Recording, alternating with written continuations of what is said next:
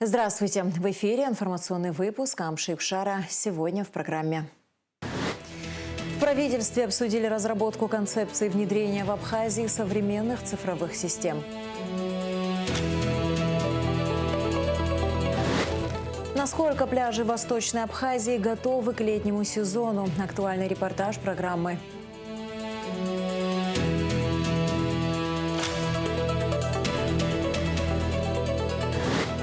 В ЦВЗ Сухума открылась выставка Ирмы Папаскири Аршба, посвященная родовым знакам основополагающих личностей абхазской истории. В правительстве обсудили разработку концепции внедрения в Абхазии современных цифровых систем. В совещании, которое провел премьер-министр Владимир Делба, приняли участие вице-премьер Жансух Нанба, министр экономики Теймураз Миквабия, министр по налогам и сборам Эдгар Беня, председатель Госкомитета по связям, массовым коммуникациям и цифровому развитию Ролан Берулава, руководители Аквафон GSM и Амобайл, представители школы информационных технологий STEM Lab, благотворительного фонда развития абхазского языка имени Шинкуба. Шазина Ханагуа расскажет подробнее. Встреча посвящена важному направлению в развитии государства, отметил, открывая мероприятие, премьер-министр. Речь идет о развитии и внедрении новых информационных технологий, связанных с выполнением важных задач, стоящих перед страной. Безусловно, без системного подхода к этой проблеме сразу локальных результатов не добиться, подчеркнул премьер-министр. Поэтому объединение усилий и использование имеющегося потенциала в республике чрезвычайно важно для достижения поставленных целей. Владимир Делба напомнил, что на встрече в администрации президента глава государства особо отметил, без цифровизации системное развитие страны невозможно. Дело в том, что развиваться в этой сфере нужно быстро, потому что время совершенно быстро меняет все контуры, все принятые решения, в том числе управленческие решения, уже основываются на совершенно другом подходе, на совершенно новых информационных технологиях. Поэтому объединение общих усилий и объединение сфер науки, образования, бизнеса и государства должно вот на этой новой инновационной площадке, в том числе через создание технопарка, должно принести, на наш взгляд, ожидаемый результат. Участники встречи – руководители организаций, компаний, которые уже успешно внедряют новые информационные технологии. Было отмечено необходимость уже сейчас определить конкретные шаги и задачи. Были приведены примеры и опыт других стран. Сейчас мы находимся на стадии, когда не можем предложить ничего по-настоящему уникального, но наша задача – сформулировать такой продукт, в котором мы можем иметь конкурентные преимущества. Это могут быть налоговые, организационные, также климатические, природные и другие преимущества, считает Арсоу Хашба. Но, к примеру, для российских компаний даже такой фактор, как разность валютных зон, тоже вызывает большое неудобство, достаточно большие трения. А мы находимся в рублевой зоне. Логистические возможности транспортные, в принципе, сегодня, можно сказать, у нас решены. Работает аэропорт, железная дорога. И здесь наша задача предложить, скажем, наиболее конкурентный продукт, чтобы мы могли привлечь IT-корпорации и фрилансеров, релокантов, для того, чтобы они, открывали компании в нашем технопарке,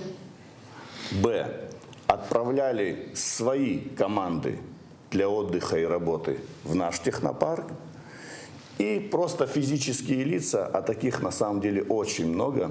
IT-специалисты достаточно специфичная публика на самом деле. Они любят одиночество, уединение, они хотят комфорт, они хотят, чтобы условия жизни и работы соответствовали их представлениям о шикарной жизни. И вот здесь мы могли бы удовлетворить и эти запросы тоже.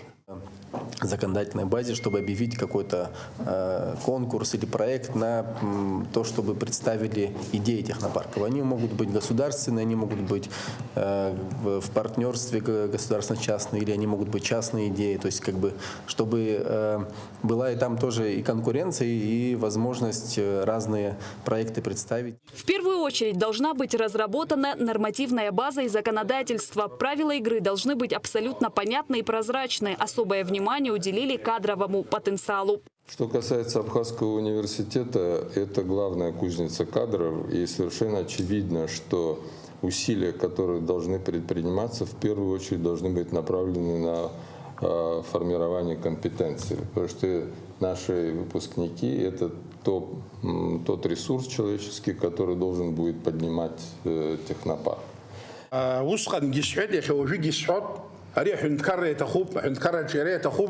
سراوي سجلهم أخا زسحوبريو يا أخا حريه حوزر أسبيشاليست فهمت مريق أحسر وس زوادها وي سرا يشم حس بخزود أبريجا بحث لارو بيكون جوا إنفراستруктура وي ينافر قلنا أسبيشاليست سجى ربشار وبريجا وصاد حول رب أسبيشاليست أخذ دنبها وحها خبشر هياش شاس خد سرا درش جاشوك سيخت سرخي وشتو جاشوك صبري صارت أنا بيش يوم دان زحبشر هريه شيرا يوزم. Встреча длилась более 2 часов. Приоритетные проекты по цифровизации, возможность применения цифровых технологий в разных сферах – эти и другие вопросы рассматривали участники. Тут же самый главный вопрос, как привлечь правильно, особенно крупные компании, которые обслуживают других крупных компаний по своим вопросам, скажем так. И для этого необходимо найти ответы не только по налоговым льготам, но, на наш взгляд, есть юридические, инфраструктурные и финансовые вопросы, решения которых требуется, возможно, для благоприятного развития. Для начала, естественно, глубоко погрузиться и изучить мировой опыт вообще всей этой истории и во всем разнообразии. Далее мы должны понять спрос, какой он вообще существует, потому что, опять же, учитывая специфику, все меняется. То, что пользовалось спросом в прошлом году, может, уже не пользуется в этом году, то есть формы взаимодействия меняются. Ну и все это нам необходимо для определения нашей стратегии, то есть для определения нашего предложения, что мы можем предложить этому миру. В завершении Владимир Делба подвел итоги совещания. Я предлагаю первое. По дороге концепции коротко только. Вот объемно самое главное. Коротко. Давайте определим время. Я так полагаю, вот сегодня у нас 9 число. Ну, при всех наших других полномочиях и загруженности в работы, мы можем это сделать в течение 20 календарных дней. Давайте мы определим еще уполномоченный орган в лице Госкомитета. Вот, вся информация, чтобы туда у нас стекалась. Роланд Федорович, я абсолютно уверен, что вот работа такая будет конструктивная, динамичная. Жансух Эдуардович, вице-премьер, который курирует это направление, тогда, Роланд Федорович, можно внутри определить конкретный день, раз в неделю там, или 2 раза в неделю, посвятить этому несколько часов и такой вот масштабный удар по вот этой концепции. Премьер-министр поручил участникам встречи в течение месяца разработать концепцию цифрового развития Республики Абхазия. Шадина Ханагу, Давид Авицба, Абхазское телевидение. Генеральный прокурор Российской Федерации выразил благодарность генеральному прокурору Республики Абхазия за участие в Петербургском международном экономическом форуме. Открытое обсуждение органами прокуратуры мер по защите прав предпринимателей несомненно способствует обеспечению безопасности деятельности хозяйствующих субъектов и положительно сказывается на развитии экономики наших стран на благо народов Российской Федерации и Республики Абхазия. Отдельно благодарю за доверительный диалог в ходе двусторонней встречи и выражаю твердую нацеленность на дальнейшее укрепление российско-абхазского сотрудничества в правоохранительной сфере в соответствии с подписанными нами договоренностями, подчеркивается в благодарственном письме Александра Гуцана. В очередной рейд выехали сотрудники госинспекции по маломерным судам МЧС Абхазии. На этот раз с проверкой готовности пляжей восточных районов республики к купальному сезону. Некоторые мероприятия, которые должны были начаться раньше, пришлось отложить из-за неблагоприятных погодных условий. Сейчас здесь пытаются наверстать упущенное. Смотрите репортаж Миланы Агарба. Были проведены проверки водных территорий и пляжей в Гурыбчском районе и городе Чимчира в рамках подготовки к купальному сезону. Заместитель главы администрации Гурыбчского района Нури Тарба сообщил, что сейчас работы близятся к завершению. В рамках подготовки также проводится очистка морского дна протяженностью 4 километра. На некоторых участках популярных пляжей организованы субботники с участием местных жителей. Подготовки района к купальному сезону, таких как, например, начальник госинспекции по маломерным суднам МЧС Республики Абхазия Сабуа Тенгиз, также и районное отделение МЧС. Значит, у нас в районе проводятся работы по установке купательных буев. Из-за ливневых дождей море было загрязнено. Заместитель главы администрации Чимчирского района Отар Акаба отметил, что буйки для обозначения зон купания будут установлены в течение 2 дней. В районе также есть зоны, где купаться запрещено, особенно в тех местах, где в море впадает река Адзыква. Общей площади, где могут люди производить купание, это все в километровой зоне. Все остальное, там у нас есть река, которая выходит в середине, грубо говоря, города Адзыква. Там купаться мы запрещаем, там везде будут висеть таблички, как обычно. Каждый год мы это, в принципе, проводим. Что еще можно сказать? Спасательные. У нас вот есть одно именно место, где спасательные есть, спасатели сами, потому что данный объект, Черноморская жемчужина, у него массовая, как говорится, больше всего людей посещает там. В Гурыбчском районе все пункты готовности выполнены, за исключением наличия спасателей. Как отметил Тенгиз Сабуа, спасатели присутствуют, но их недостаточно. В городе Чимчира также не хватает квалифицированных спасателей. На пляже есть люди, которые следят за отдыхающими, но они не обладают необходимыми навыками и полномочиями для выполнения функций спасателей. Они их отправили на обучение, завтра они уже должны прибыть. Мы, в принципе, это контролировали и смотрели, как они обучаются. У них есть эти люди, спасатели. Завтра они прибудут и уже начнут работу по спасателям. По всем остальным пунктам нашего предписания у них все есть, и пляжи у них готовы. Таким образом, пляжи частично готовы к приему туристов. Главное – соблюдать осторожность в обозначенных опасных зонах. Милана Агарба, Алхаз Псардия, Заурлиев, Абхазское телевидение. Депутат Народного собрания парламента Абхазии Кан Кварча провел пресс-конференцию, главной темой которой стало решение Центрального районного суда Сочи. Российская инстанция вынесла парламентарию заочный приговор, назначив наказание в виде 10,5 лет лишения свободы по делу об организации нападения на граждан РФ в Сухуме в ноябре прошлого года. Подробности в репортаже Гугуцы Вардания. Уголовное дело в отношении Кана Кварчия было возбуждено 24 ноября 2025 года. На рассмотрение в Сочинский суд направлено в апреле. В июне 2026 российская инстанция вынесла обвинительный приговор в отношении депутата парламента Абхазии. После консультации с юристами и коллегами депутат принял решение обжаловать вопрос в установленном законом порядке во всех вышестоящих инстанциях. Но этот вопрос пока остается открытым. Мало верю в это, но все-таки мы с коллегами, с друзьями, посоветовавшись со своим адвокатом, мы решили, что мы пойдем по инстанциям. Пусть оно идет.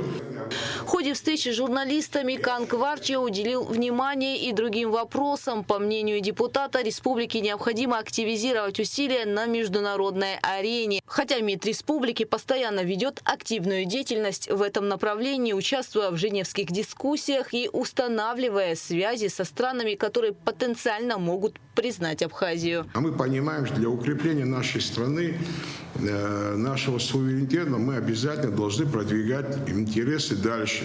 Не только за пределы очерченного круга России, Никарагуа, Венесуэлы, Сирии или еще кого-то. Мы должны свое признание расширять. Есть у нас аэропорт.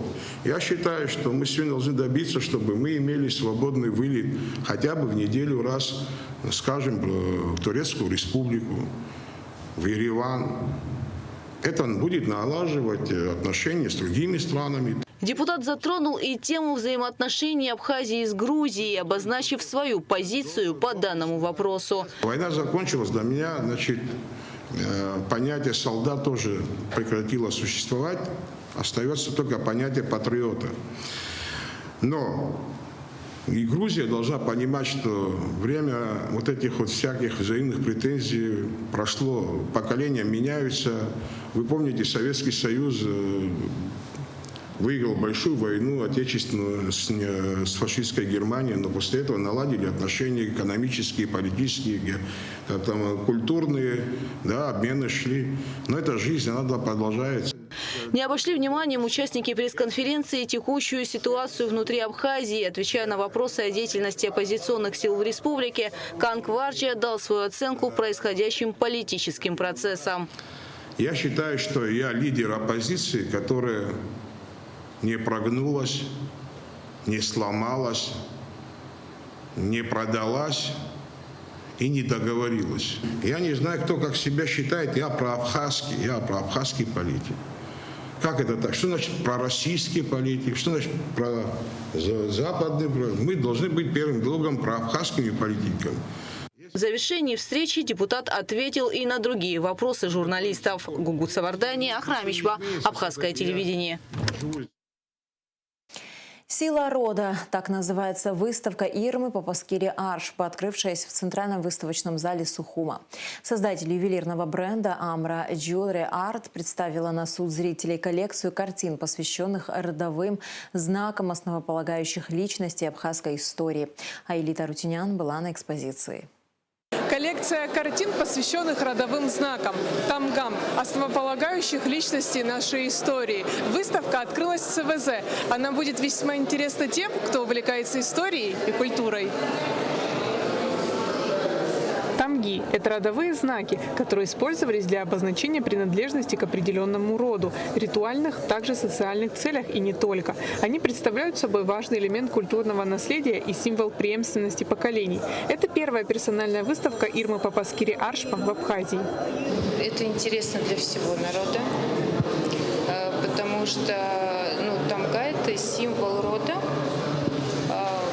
Она несет информацию. Я уже говорила, да, что изначально я сделала для себя как горсть родной земли. Она тоже есть. Но носить на себе, чтобы все время... Это символ земли родной. А тамга, она напитана энергией многих-многих поколений. Если представить, да, откуда она шла, то она уже имеет большую информацию для нас. И она дает силу. Родовой знак наносился по-разному. Он мог быть вырезан или выжжен на музыкальных инструментах, оружии. Также вышивался, выводился аппликацией или галунами на кисетах, знаменах. Тамги рисовали под документами, а в знак благодарности за гостеприимство и угощение гость мог вырезать или выжечь свою тамгу на дверях, столбах домов или порогах. На самом деле это все время напоминает, потому что мы же сейчас видим вообще, не сейчас, уже давно что происходит. То, что насаждается культура разная, другая, вообще со всех сторон. И чтобы заякорить людей, вот знак, он якорит очень сильно. И вот, его для этого это и сделано. Детки, всегда, потому что все с детей начинается все равно. Дети все время будут видеть, это правда, это все записывается. Все записывается, потому что на нас влияют знаки. Мы можем не обращать внимания, но это так и есть.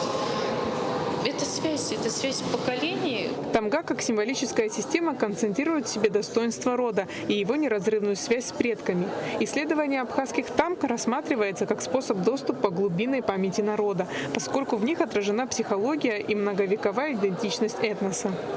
Я рада, что она состоялась. Мы долго обсуждали этот проект, потому что она живет и работает в Москве. Она очень глубокий, интересный, тонкий художник. И работает она с таким материалом, как история, культура.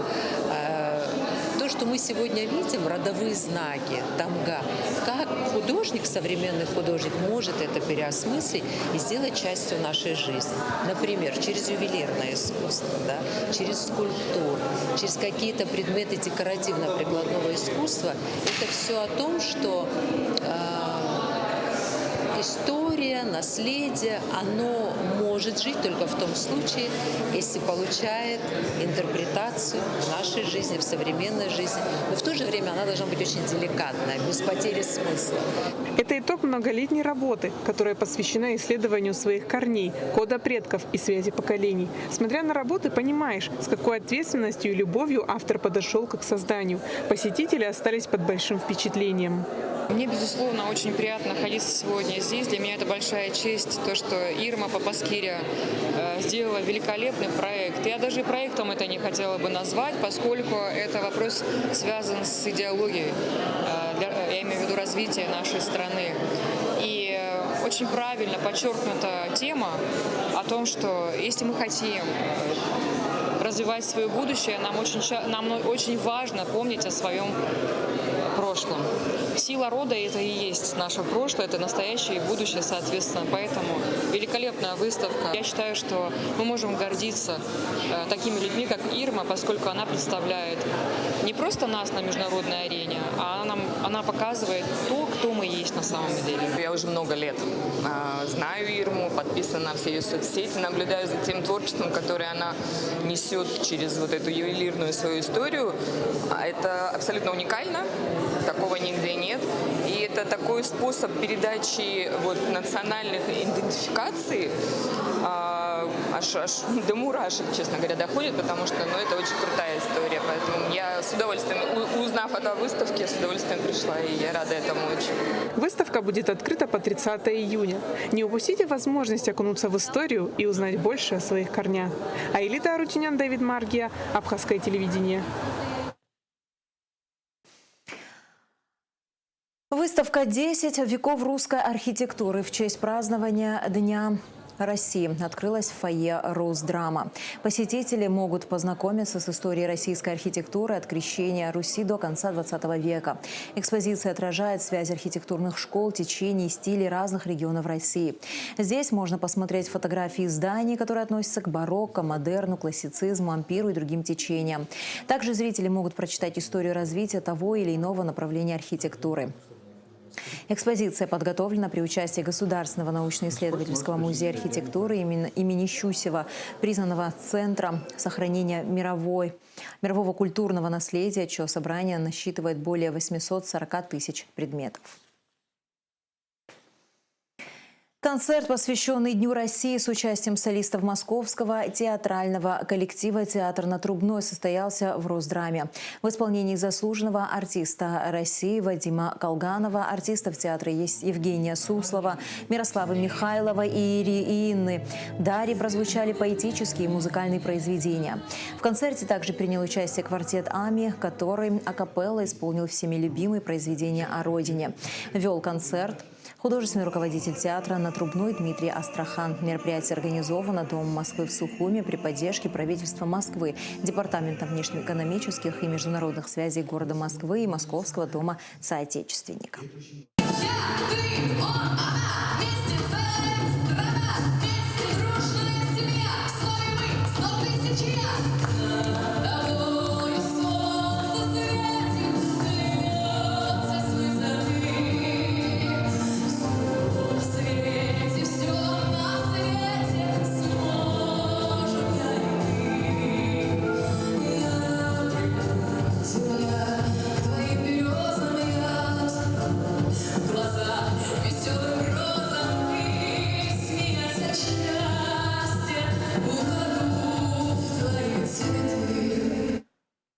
Международный аэропорт Сухум начнет принимать прямые рейсы из Екатеринбурга с 1 июля 2026 года. Рейсы будут выполняться дважды в неделю по средам и воскресеньям. Время полета составит около 3 часов 40 минут. Генеральный директор аэропорта Сухум Руслан Блиндюк назвал открытие направления стратегически важным. Он отметил, что новый маршрут упростит логистику для предпринимателей. Блиндюк выразил благодарность авиакомпании и руководству аэропорта Кольцова за партнерство. Стороны намерены обеспечить максимальный комфорт и безопасность пассажиров, подчеркивая важность воздушного сообщения для развития республики. И в завершении выпуска о погоде.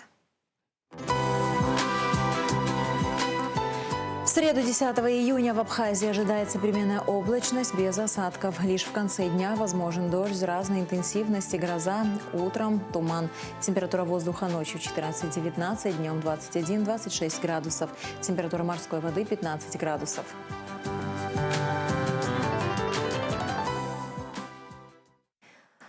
На этом наш выпуск подошел к концу. До скорых встреч в эфире.